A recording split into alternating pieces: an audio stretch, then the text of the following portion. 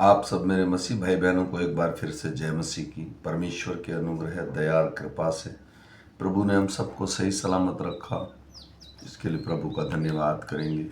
जो मेरे बहन भाई परमेश्वर के वचन की खोजी हैं, जो जीवित परमेश्वर को सच में जानना चाहते हैं, और जो मेरे बहन भाई पढ़ने में असमर्थ हैं या किसी काम की वजह से नहीं पढ़ पाते हैं, मैं उनके लिए बाइबल पढ़ता हूँ। बहुत सारे मेरे भाई बहन बाइबल पढ़ते हैं, बहुत सारे नहीं भी पढ़ पाते हैं, तो उनके लिए मैं सुबह नया नियम और शाम को पुराना नियम पढ़ता हूँ, ताकि ये वचन हमारे हृदय और मनों में काम करने पाए। और आज तारीख है 17/6/2025 और हम सुबह का वचन पढ़ेंगे। हम पढ़ेंगे प्रेरितों के काम उसका 3रा अध्याय। इसके पढ़े और सुने जाने पर प्रभु की आशीष हो। पतरस और यूहन्ना तीसरे पहर प्रार्थना के समय मंदिर में जा रहे थे, और लोग एक जन्म के लंगड़े को ला रहे थे, जिसको वे प्रतिदिन मंदिर के उस द्वार पर जो सुंदर कहलाता है बैठा देते थे, कि वह मंदिर में आने जाने वालों से भीख मांगे। जब उसने पतरस और यूहन्ना को मंदिर में जाते देखा तो उनसे भीख मांगी। पतरस ने यूहन्ना के साथ उसकी ओर ध्यान देकर कहा, हमारी ओर देख। अंत वह उनसे कुछ पाने की आशा रखे हुए उनकी ओर ताकने लगा। तब पतरस ने कहा, चांदी और सोना तो हमारे पास है नहीं, परंतु जो मेरे पास है वह तुझे देता हूँ। यीशु मसीह नासरी के नाम से चल फिर। और उसने उसका दाहिना हाथ पकड़ के उसे उठाया, और तुरंत उसके पाँव और टखनों में बल आ गया। वह उछलकर खड़ा हो गया और चलने फिरने लगा, और चलता और कूदता और परमेश्वर की स्तुति करता हुआ उनके साथ मंदिर में गया।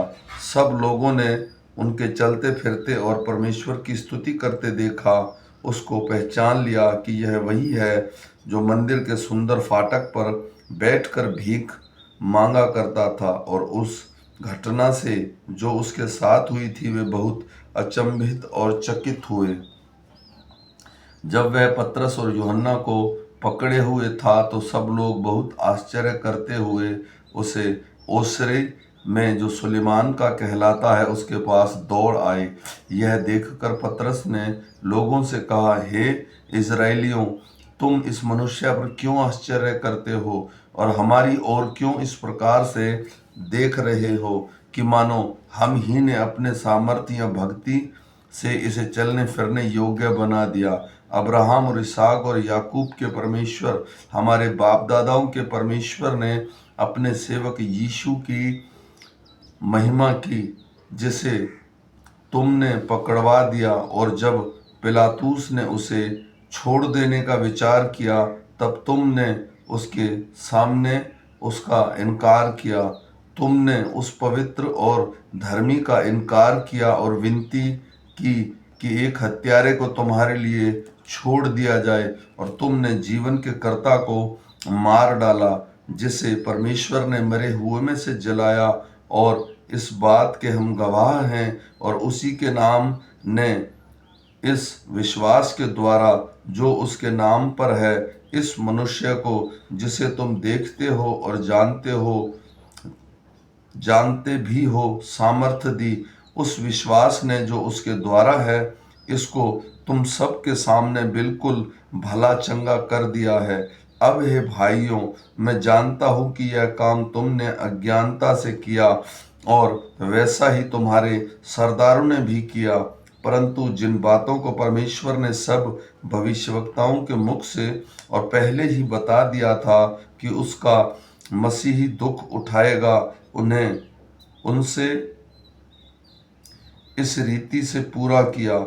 इसलिए मन फिराओ और लौट आओ कि तुम्हारे पाप मिटाए जाएं, जिससे प्रभु के सम्मुख से विश्रांति के दिन आए, और वह यीशु को भेजे, जो हमारे लिए पहले ही से मसीह ठहराया गया है। अवश्य है कि वह स्वर्ग और उस समय तक रहे, जब तक कि वह सब बातों को सुधार ना ले कि जिसकी चर्चा प्राचीन काल से परमेश्वर ने अपने पवित्र भविष्यवक्ताओं के मुख से की हैं। जैसा कि मूसा ने कहा, प्रभु परमेश्वर तुम्हारे भाइयों में से तुम्हारे लिए मुझ सा एक भविष्यवक्ता उठाएगा, जो कुछ वह तुमसे कहे उसकी सुनना।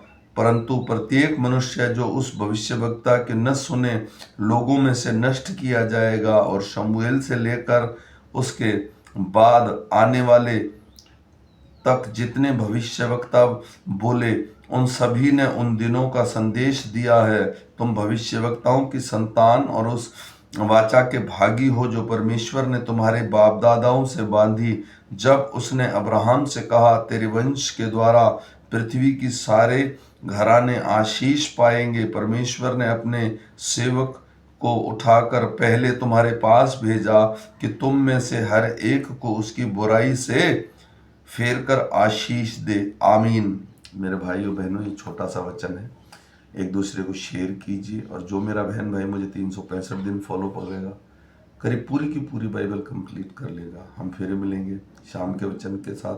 तब तक परमेश्वर का अनुग्रह, दया और कृपा हम पर और हमारे परिवारों पर अब से लेके अनंत काल तक होती रहे।